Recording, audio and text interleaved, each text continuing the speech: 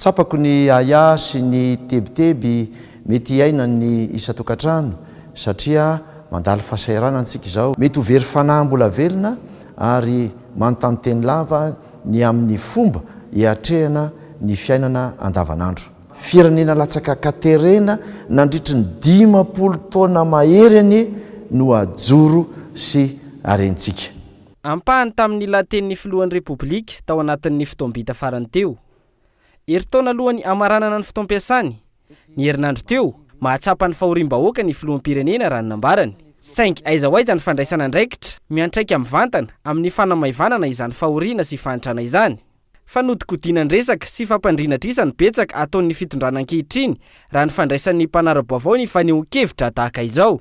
Ny hafainganam-pandeha ambony no misy antsika izao amin'ny asa fampandrosoana rehetra tokony atao na dia maro aza ny sakatsakana sy ny fingapingana zay atrehana.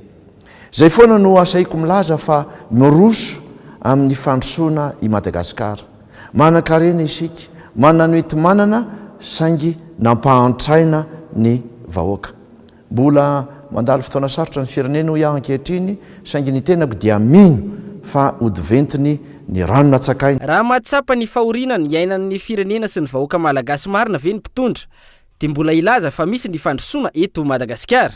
Fiainan'olombitsy akaiky sy miray lovia amin'ny fitondrana ihany no hita ho mihatsara amin'izao fotoana izao fa tsy ny sara-baben'ny olona raha ny zava-misy eny anivon'ny fiarahamonina. Eo amin'ny vidim-bary ohatra, fampitomboana ny vary afarana izay fehezin'olona akaiky ny fitondrana ihany. Io no fepetra hitan'ny fanjakana ho raisina izay tsy vahaolana maharitra mihoatra amin'ny fampivoarana sy ny fampiroboroboana ny famokarana. Ny filaminam-bahoaka sy ny tsy fandriam-pahalemana izay tsy voafeh ary tsy ahitam-bahaolana na teo aza ny fitarainana maro tamin'ity taona ity nataon'ny mponina, fikambanana, ben'ny tanàna, solombavim-bahoaka sy ny maro hafa. Tsy mijanona eto an-drenivohitra intsony amin'izao fotoana izao ny fakanan-keriny fa mitatra hatrany amin'ny faritra. Rehefa tsy misy intsony ny omby, olona no atao takalonaina azahoana vola.